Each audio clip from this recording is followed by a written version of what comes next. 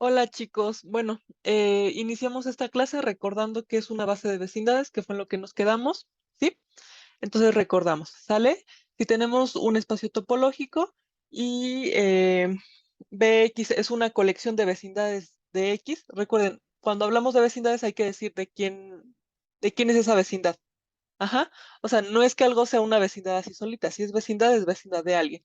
Ajá, entonces, Bx es una base de vecindades de X, pues donde obviamente X es un punto en X. Ajá.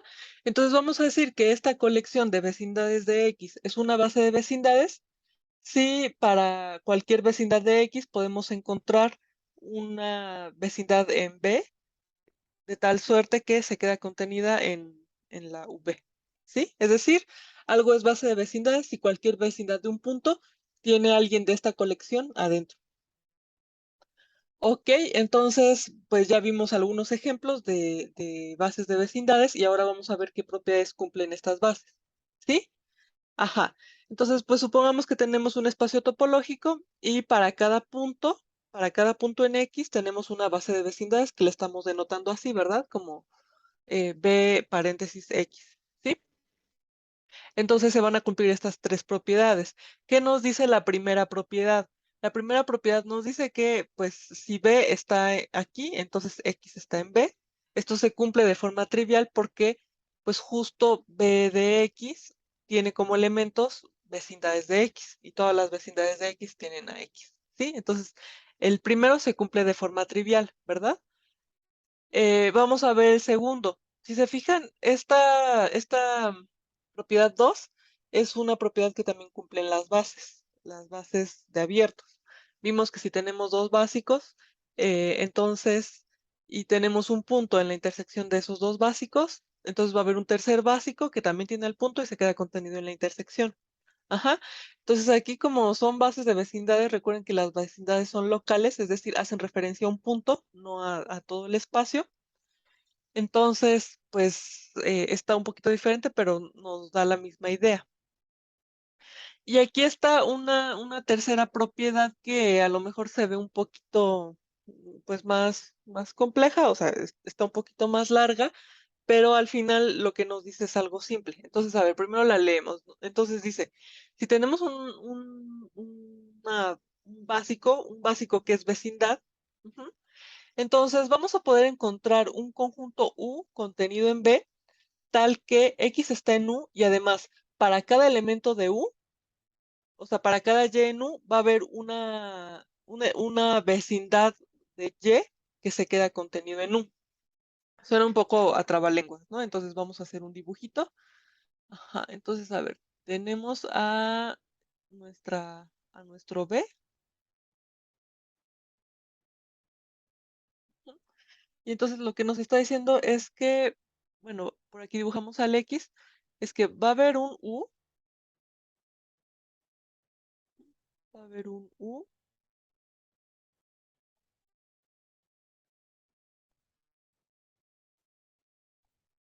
de tal suerte que para cada Y en U, es decir, si yo me agarro aquí un Y, para cada Y en U, es posible encontrar una vecindad, pero ahora de Y, que se queda contenido en U.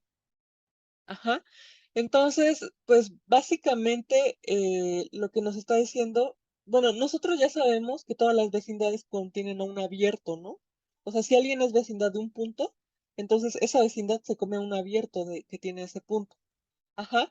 Entonces aquí como que este U como que va a ser ese abierto, ¿no? O sea, esto lo que nos está diciendo es que, pues primero, o sea, como el U tiene esta propiedad, U tiene la propiedad de que para cada Y en U va a existir un básico que se queda contenido en U, pues como que U va a ser abierto, ¿no?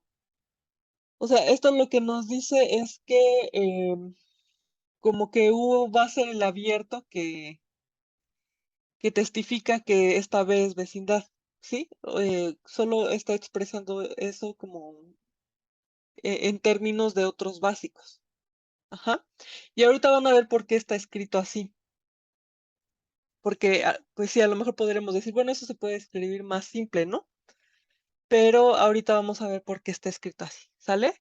Entonces, pues esto es lo que nos dice la propiedad 3, que si ves vecindad de X, o bueno, que si ves una vecindad básica de X, entonces B contiene un conjunto U, ese conjunto U tiene a X y además para cualquier punto en U va a haber un básico de ese punto que se queda contenido en U. Ujú. Entonces, pues aquí es lo que, pues no sé si se acuerdan, nosotros tenemos varias caracterizaciones de ser abierto y en esas caracterizaciones como que justo lo que hacemos es que, bueno, esas caracterizaciones lo que nos dicen es que para cada punto en un abierto podemos encontrar un abierto, un básico o una vecindad. Ya vimos las tres caracterizaciones que tienen al punto y que se quedan contenido en U. Y si se acuerdan, lo que hacemos es que con ese abierto, ese básico, o si es vecindad, pues le sacamos un abierto ahí más chiquito, pues simplemente escribimos a U como la unión de todos esos abiertitos que son testigos de cada punto en U, ¿no? Entonces, esto va como en esa misma idea, ¿sí? Porfa, sí revisen esas caracterizaciones para que ya les vaya haciendo sentido todo esto que vemos. Ajá. Entonces, a ver, nosotros vamos a ver la demostración. Nosotros ya dijimos que el uno es trivial, ¿verdad? O sea, el uno simplemente dice que si hay alguien, si hay una vecindad básica de X, pues entonces ese punto tiene a X, entonces eso es trivial. También ahorita se va a entender por qué lo escribimos así. Ajá. Entonces, en el 2 pues vamos a agarrar dos básicos en dos básicos de X, ¿no? Ujú.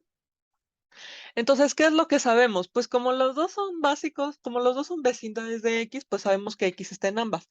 Es decir, X está en B1, intersección B2, y pues así, bueno, algo que tenemos es que B1 intersección B2 no puede ser vacío, ¿no? Porque los dos son vecindades de X. Ujú. Pero bueno, en este caso esto no es lo que nos va a servir. Lo que sí nos va a servir es que pues sabemos que pues, como B1 y B2 son vecindades de X, entonces ambos contienen un abierto de X, ¿verdad?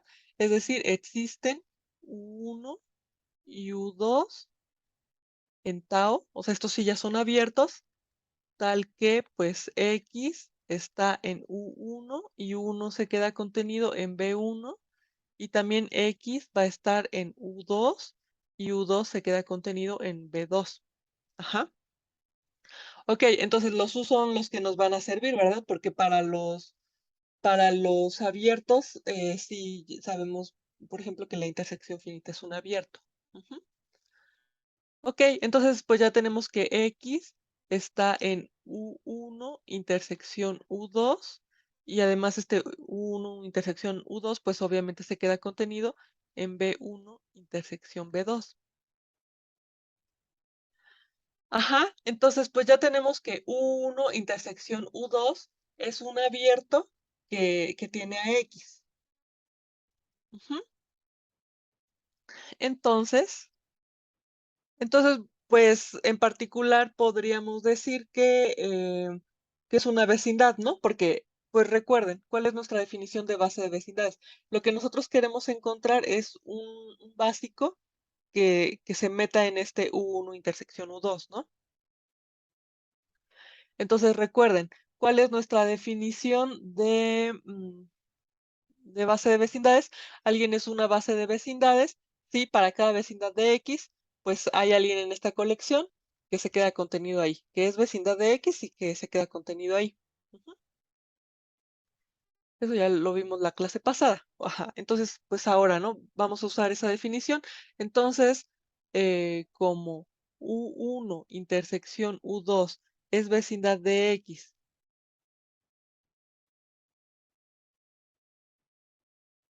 y pues B de X es base de vecindades,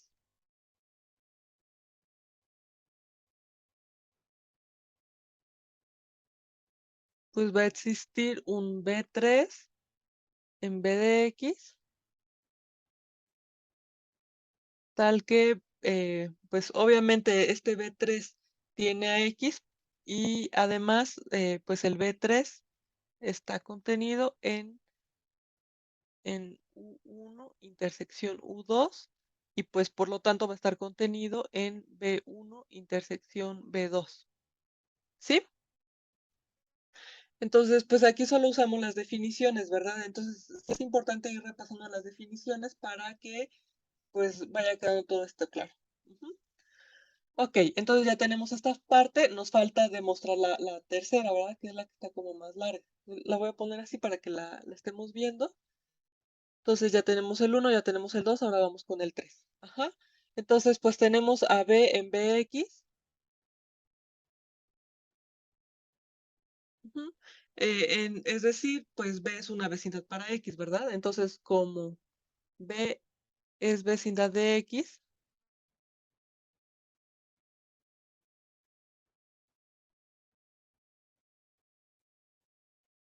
pues va a existir un abierto U, tal que X está en U y se queda contenido en B. Recuerden que también esa es la definición de vecindad. Algo es vecindad si se come un abierto del punto del cual es vecindad. Ajá. Ok, entonces como es vecindad, existe un abierto U que tiene a X y que se queda contenido en B. Ujú. Ahora vamos a ver que ese U cumple lo que queremos, es decir, que para cada Y en U, pues va a existir un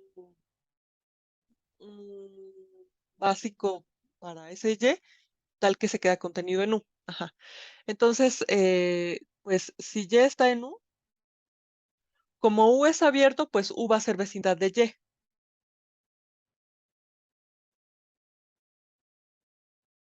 U es vecindad de Y. Ajá. Entonces ahora otra vez regresamos a nuestra definición de base de vecindades. Entonces, alguien es base de vecindades y para cualquier vecindad del punto hay alguien de esa colección que está contenido en la vecindad. Ajá. Entonces, como U es vecindad de Y, ujú, y B de Y es base de vecindades,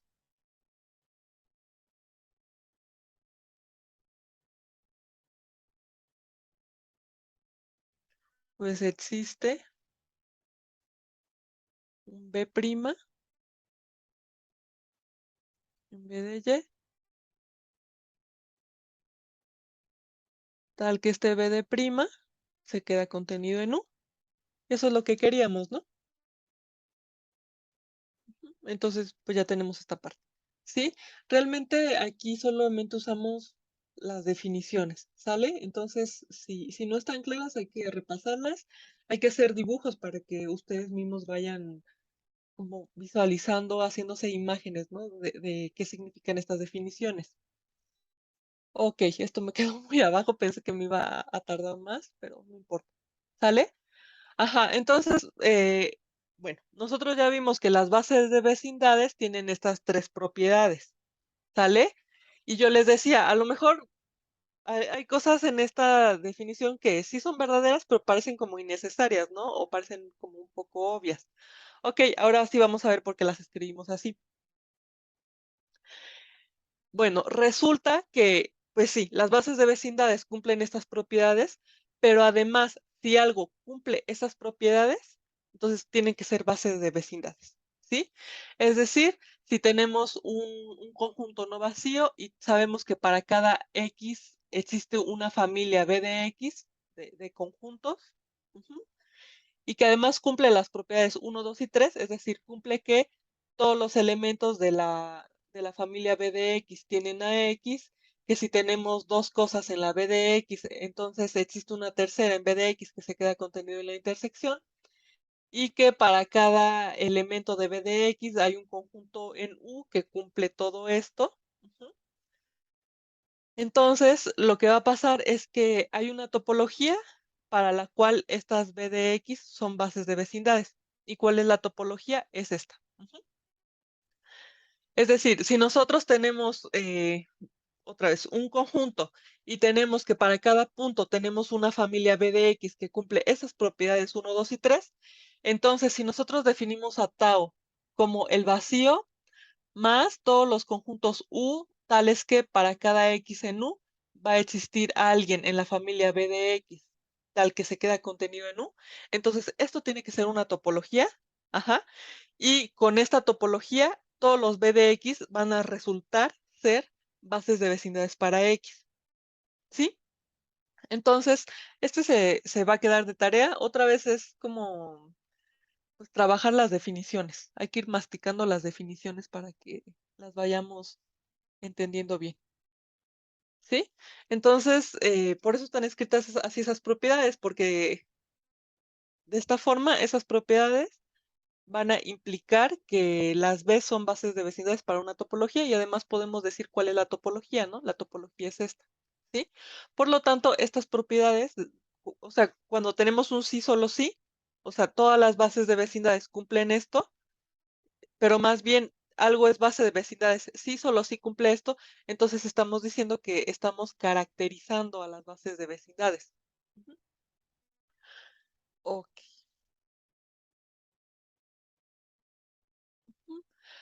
Muy bien, ahora vamos con la siguiente definición y ya vamos a empezar a tocar temas que nos recuerdan a estos temas de convergencia. Ujú. Porque desde el principio del curso nosotros dijimos que todo esto se define para poder hablar de convergencia y para poder hablar de propiedades de los espacios, pero sin tener distancia. Recordamos que en Rn, en espacios métricos, la convergencia la podemos determinar viendo distancias, ¿no? Aquí no tenemos distancias, entonces, ¿cómo le hacemos? Bueno, lo que hacemos es usar nuestros abiertos. Ajá. Entonces, pues, si nosotros tenemos un espacio topológico y tenemos un conjunto en este espacio, entonces decimos que X es un punto de acumulación. Déjenme resaltarlo. Acuérdense que con el resaltador tengo problemas para ver. Entonces, a ver. Entonces, alguien es un punto de acumulación. Ujú. Si para cualquier abierto del punto, resulta que el abierto agujerado tiene elementos de A. O sea, ¿qué significa el abierto agujerado? Pues el abierto sin el punto. Entonces, vamos a hacer un dibujito.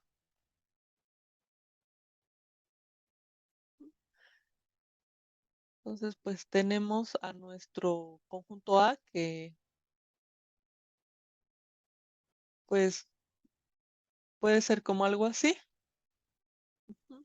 Entonces, lo que estamos diciendo es que un punto va a ser un punto de acumulación de este conjunto, ajá, si para cualquier vecindad, para cualquier abierto, más bien para cualquier abierto que tiene el punto, ujú, este abierto agujerado, es decir, este abierto al quitarle al X, tiene elementos de A. Ajá, ese es un punto de acumulación. Y justo pues, esta definición nos recuerda a la definición del límite, ¿no? Porque entonces, eh, ¿quién es un límite? ¿Cómo definimos límite, por ejemplo, en R? Entonces nos acordamos que alguien va a ser justo un límite de una sucesión, sí, pues para cualquier delta mayor que cero, es decir, para cualquier intervalito de radio delta, pues resulta que em, este intervalito tiene que tener puntos de la sucesión, ¿no? Sí se acuerdan, ¿verdad? Ok, entonces, ahorita vamos a ver más ejemplos, pero justo punto de acumulación es como la idea del límite. Ujú. Solo que aquí no solo estamos hablando de un punto de acumulación de una sucesión, ¿no? Aquí estamos hablando en general punto de acumulación de un conjunto, ¿sí? Ok, entonces ya tenemos la definición de punto de acumulación. El derivado de A va a ser la colección de todos los puntos de acumulación. Ujú. El derivado de A, pues va a tener a todos los puntos de acumulación de A, ¿sí? Y pues vamos a decir que algo es un punto aislado si no es un punto de acumulación, ¿sí? Entonces, a ver, ¿cómo se vería un punto aislado? Supongamos que tenemos, pues ahora nos vamos a, no sé, a R2. Y supongamos que tenemos un conjunto así A, y este conjunto tiene por aquí unos puntitos regados, ¿no? Ajá. Entonces, ¿alguien va a ser un punto aislado de A si no es un punto de acumulación? ¿Eso qué quiere decir? Si tiene una vecindad tal que al agujerar esa vecindad no queda ni un punto de A. Ujú. Entonces, aquí se nota la importancia de usar vecindades agujeradas, ¿verdad? O abiertos agujerados. Ujú. Entonces, por ejemplo, aquí en nuestro dibujo, ¿qué pasa con este puntito? ¿Es o no es un punto aislado? Bueno, resulta que sí lo va a ser, ¿verdad? Entonces, pues, o sea, así simplemente con el dibujo nosotros nos podríamos agarrar a un abiertito de este punto. Ujú. Pero bueno, este abierto, como es un abierto de un punto de A, pues sí tiene puntos de A. Ujú. Entonces, por eso es que en la definición de puntos de acumulación, em, le quitamos el punto. Ajá. Entonces, este abiertito que dibujamos, si a este abiertito le quitamos el X, ya no tiene ningún punto de A, ¿verdad? Entonces, por eso es un punto aislado. Les digo, aquí se ve la importancia de usar abiertos agujerados, porque si nuestra definición de punto de acumulación solo dijera que para cualquier abierto del punto, pues ese abierto tiene puntos de A. Ujú. Entonces, todos los puntos de A cumplirían trivialmente esta condición, porque pues cualquier abierto de un punto de A, pues tiene a un punto de A, ¿no? En particular ese. O sea, si este puntito rosa está en A, pues cualquier abierto que lo tenga ya tiene puntos de A por tener simplemente ese puntito. Ajá. Pero si se fijan, eso no es suficiente para hacer un punto de acumulación, porque, por ejemplo, estos puntitos están muy separados del resto de los puntos de A. Entonces, A no se acumula cerca de este punto. ¿Sí? Eh, por eso les digo, para que algo para que alguien, sea punto de acumulación de A, no basta con estar en A, ¿verdad? Tiene que tener cerca puntos de A. O sea, los puntos de A se tienen que acumular cerca. Entonces, otra vez, esto nos hace referencia a lo que es un límite. Si ustedes se acuerdan, cuando nosotros vemos límites de funciones, no importa lo que pase en el punto, no importa si en ese punto la función está definida, si no está definida, o si acuérdense que también podemos hacer brincos y hacer que los límites sigan existiendo, ¿sí? Entonces, otra vez, cuando nosotros trabajamos en cálculo uno con límites, ¿se acuerdan que no importaba lo que pasaba en el punto, solo importaba lo que pasaba cerca? ¿Sí? Entonces, aquí pasa lo mismo. Un punto, para hacer de acumulación de un conjunto, no importa que esté o no esté. Es decir, que un punto esté o no esté en un conjunto, no tiene nada que ver con que sea de acumulación, porque para hacer de acumulación, lo que necesita ese punto es que los puntos del conjunto se acumulen cerca, es decir, que tener muy cerca a los puntos, tener muy cerca puntos de ese conjunto, ¿ok? Entonces vamos a ver aquí un ejemplo rapidito. Ujú. Entonces vamos a pensar en el conjunto en R, en el conjunto de los, a ver, déjenme cambiar esto, el conjunto de los 1 entre n, tal que n está en n. Ujú. Entonces, pues, si pensamos en R, pues aquí tenemos al 1, aquí tenemos al 1 medio, aquí tenemos al 1 tercio, un cuarto y así, ¿verdad? Ok, entonces, pues esta ya se la sabe, ¿no? ¿Quién es el punto de acumulación de este conjunto? Vamos a llamarle A. Entonces, ¿quién es el punto de acumulación de este conjunto? Bueno, el punto de acumulación de este conjunto tiene que ser un punto de tal suerte que cualquier abierto que lo tenga al agujerarlo, siempre va a tener puntos de A. Ujú. Entonces, ¿quién va a ser ese punto? Pues va a ser el cero, ¿verdad? Para cualquier abiertito que nos demos, ujú, siempre vamos a poder encontrar puntos de la forma 1 entre n adentro de ese abiertito, ¿sí? Entonces, pues, ¿quién sería el derivado de A? el singular del cero, ¿verdad? Ujú. ¿Por qué? Pues porque el cero está en el derivado y además el cero es el único punto que puede estar en el derivado. Vamos a ver rápido con dibujos. Ok, entonces, ¿qué pasa si nos agarramos un punto negativo? Ujú, un x que sea menor que cero. Este punto no puede ser punto de acumulación, ¿verdad? ¿Por qué? Pues nos podemos agarrar una vecindad que mida la mitad, bue- bueno, un abiertito más bien, que tenga de radio la mitad de la distancia de x al cero, ¿no? Así como se ve aquí en el dibujo. Entonces, este abiertito, este intervalo, no tiene ni un punto del conjunto A. O sea, no tiene adentro a nadie que sea de la forma uno entre n, ¿verdad? Entonces, este x no puede ser, no puede ser punto de acumulación. Ajá. Entonces, ahora vámonos con alguien mayor que cero. Para los que son mayor que cero, tenemos dos opciones, o está en A o no está en A. Ajá. Entonces, si está en A, pues es alguien de la forma uno entre m, ¿no? ¿Sí? Entonces, nos fijamos en la distancia entre el elemento de A que está antes, que en este caso sería el uno, y el elemento de A que está después. Ajá. Entonces, nos agarramos la distancia más chiquita, que de hecho siempre tiene que ser la distancia al uno entre n que está después, ¿no? O sea, que está a la izquierda. Ujú. O sea, nos fijamos en el intervalo uno entre m más uno y uno entre m menos uno, ¿sí? Y este intervalo, si lo agarramos abierto, es decir, que no contenga los extremos, pues este intervalo no va a tener a nadie de A por la forma en la que lo agarramos, ¿verdad?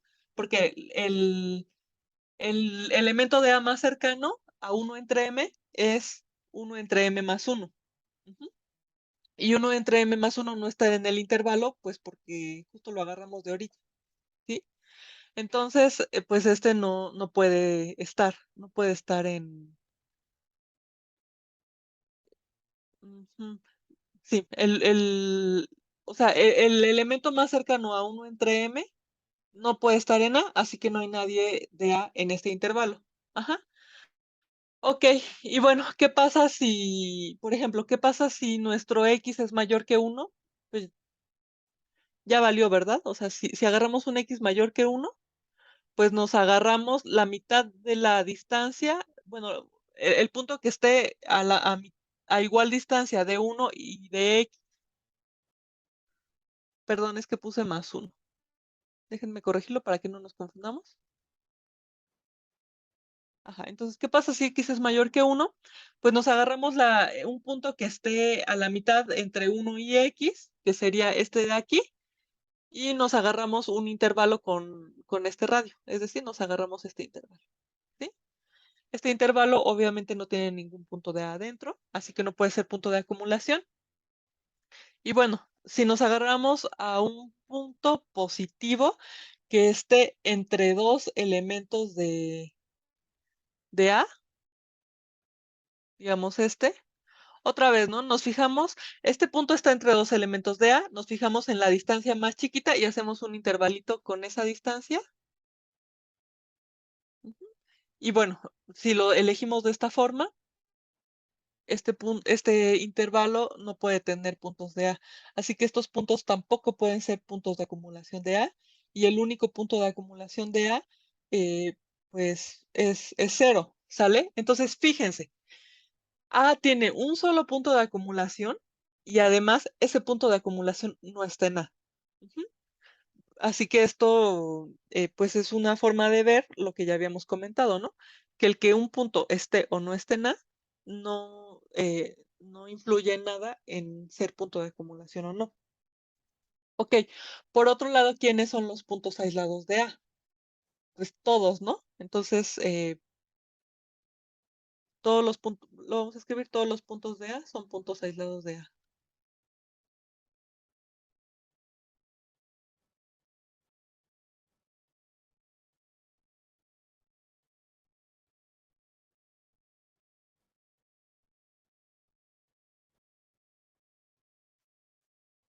Ok, y finalmente vamos a ver algunas propiedades del derivado de la, bueno, sí, del conjunto derivado. Entonces, a ver,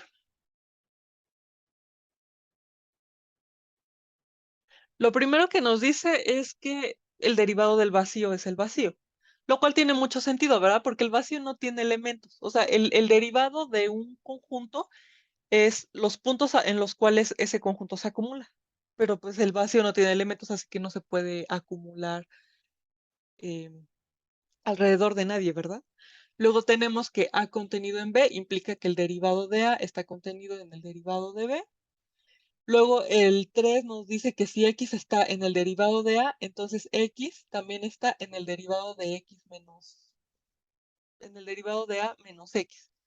Que otra vez nos vuelve a decir que el que un punto esté o no esté en un conjunto no afecta en nada en que esté en el derivado de ese conjunto. Y finalmente que el derivado de A unión B es igual al derivado de A unión el derivado de B. ¿Sale? Entonces, pues el 1, eh, ¿cómo lo podemos escribir? Pues vamos a decir que para cada X en X y para cada abierto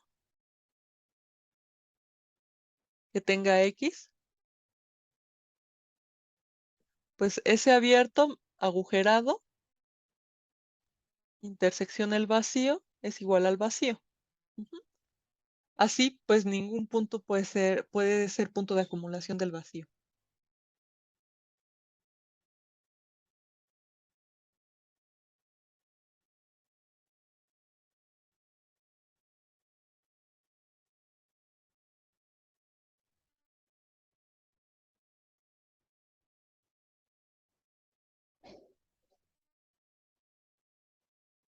Muy bien, ahora el 2. Entonces, pues suponemos que A está contenido en B y queremos demostrar que el derivado de A está contenido en el derivado de B. Ajá. Entonces, pues si X está en el derivado de A y U es un abierto que tiene a X,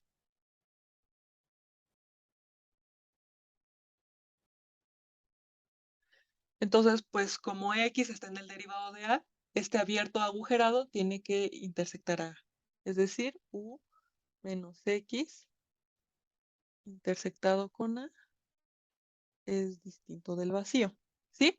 Pero sabemos que A está contenido en B, entonces los elementos de A también son elementos de B. Ujú. Y ajá, entonces, pues vamos a tener que U agujerado intersectado con A va a estar contenido en U agujerado intersectado con B. Ujú.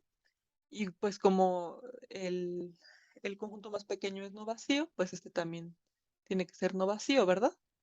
Y bueno, este sí lo podemos ver como muy fácil, ¿no? Si tenemos un conjunto A, tenemos que estar contenido en un conjunto B.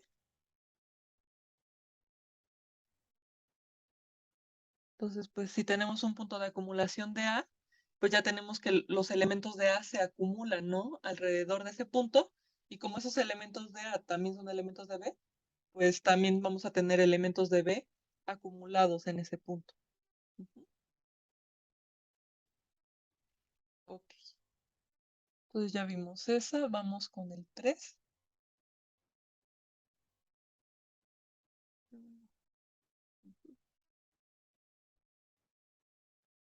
Entonces en el 3 nos agarramos a un punto en el derivado de A.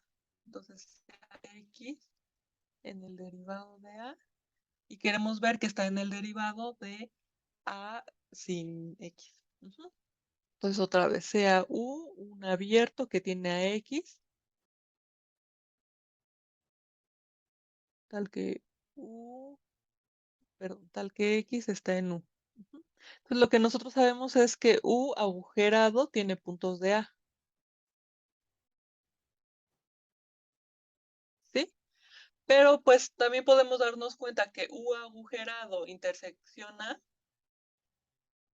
pues es lo mismo a U agujerado intersección, pues A sin X.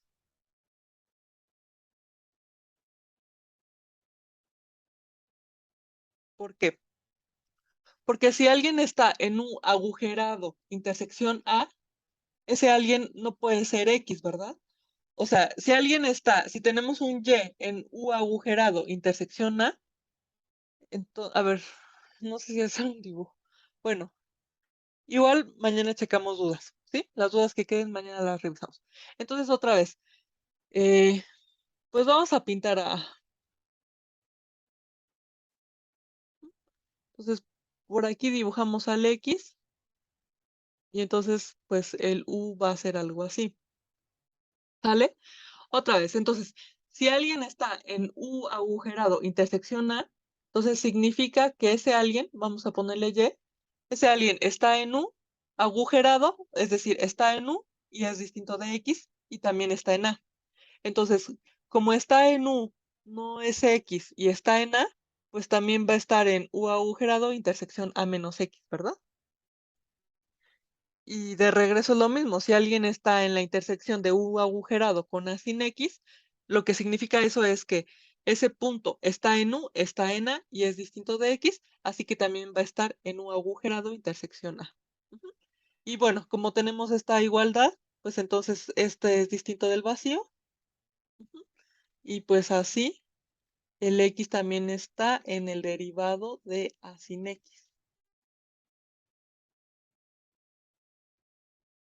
Ajá, y pues ya solo nos falta el último, ¿verdad? Ver que el derivado de la unión es la unión de los derivados. A ver si nos cabe aquí.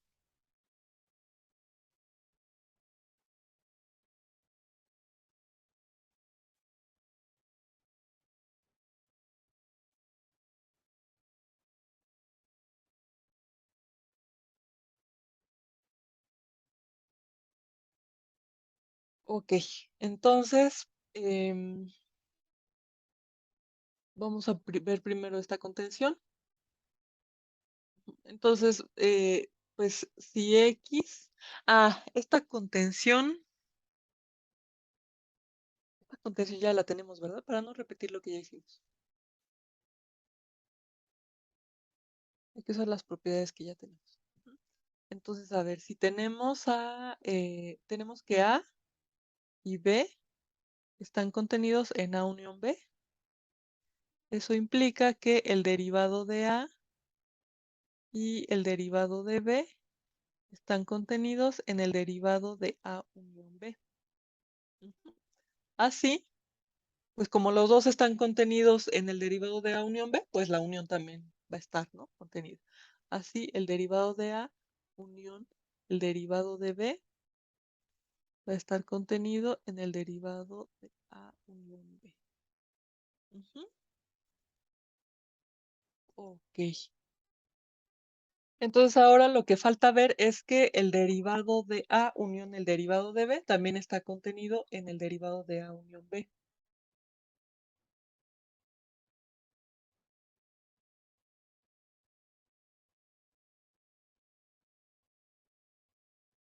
No, al revés, perdón.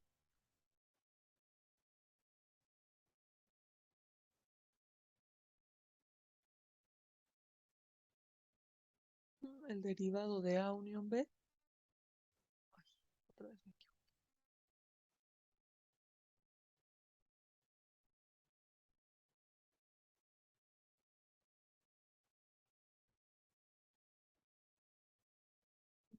Eso es lo que vamos a probar. Sí, esta parte es más difícil probarla de forma directa, porque vean, si nos agarramos un punto de acumulación de A unión B, lo que significa es que en todos sus abiertos va a haber puntos de A o B. Ajá. Entonces ahí como decidimos de cuál es de cuál es punto de acumulación. O sea, ahí no está tan fácil, hay que trabajar más. Entonces lo vamos a hacer por contrarrecíproca. Es decir, vamos a demostrar que los puntos que no están en la unión de los derivados no pueden estar en la unión. ¿Sale? Ujú. O sea, en lugar de demostrar que X en el derivado de A unión B implica X en el derivado de A unión el derivado de B, vamos a decir que vamos a probar que si X no está en el derivado de A unión en el derivado de B, entonces X no puede estar en el derivado de A unión B. Y con eso ya estamos demostrando esta contención. Entonces nos agarramos X en el derivado de A unión el derivado de B. Entonces, bueno, sin pérdida de generalidad, vamos a suponer que X está en el derivado de A. Ok, ahora pues nos agarramos un abierto, sea U, abierto, tal que X está en U. Ok, entonces como X está... Ay, no, perdón.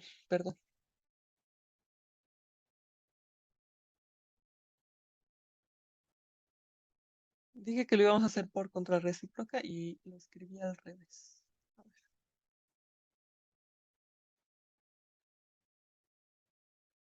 Entonces X no está en el derivado de A unión el derivado de B.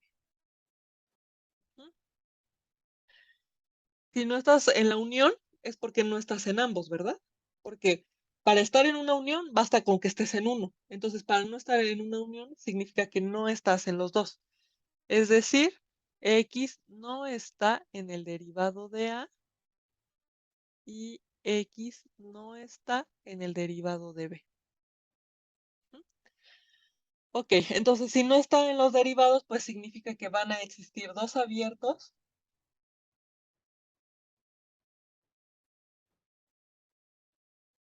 tal que pues X está en ambos abiertos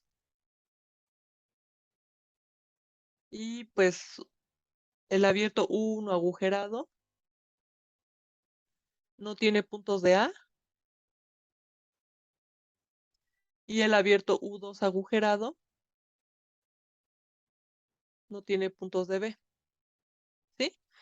Ok, entonces como U1 y U2 son abiertos, pues vamos a fijarnos en la intersección. Entonces U1 intersección U2 es un abierto. Además, pues va a ser un abierto que tiene X, ¿verdad? Porque cada uno tiene X. Está en tau. X está en U1 intersección U2. Y además, como el abierto U1 agujerado no tiene puntos de B y el abierto U2 agujerado no tiene puntos, perdón, el abierto U1 agujerado no tiene puntos de A y el abierto U2 agujerado no tiene puntos de B, pues entonces la intersección de los dos agujerada, pues no tiene puntos de A ni de B, ¿verdad? Entonces, intersección, vamos a poner paréntesis, igual al vacío. Entonces vamos a hacer un dibujito rápido para que se entienda. Entonces vamos a hacerlo aquí arriba. Tenemos a nuestro X. Y pues nosotros dijimos que podemos encontrar un abierto U1 que no tiene puntos de A y un abierto U2 que no tiene puntos de B. Entonces, esto como se ve, pues, ajá, entonces dijimos U1 que es este, no tiene puntos de A. Entonces, pues A va a ser algo así, ¿no? Y dijimos que U2 que es este, no tiene puntos de B. Entonces B no puede meterse a este abierto B, o sea que B puede ser como algo así, ¿no? Entonces lo que nosotros concluimos es que entonces la intersección de todos los abiertos, si ese abierto lo agujeramos, pues no puede tener puntos de A ni de B. Y bueno, aquí en el dibujo se ve, ¿verdad? Esto se sigue de que los abiertos U1 y U2, pues cada uno no tenía elementos de A o de B. Ujú. Ok, pues entonces con eso concluimos y el día de mañana revisamos todas las dudas que tengan. ¿Sale?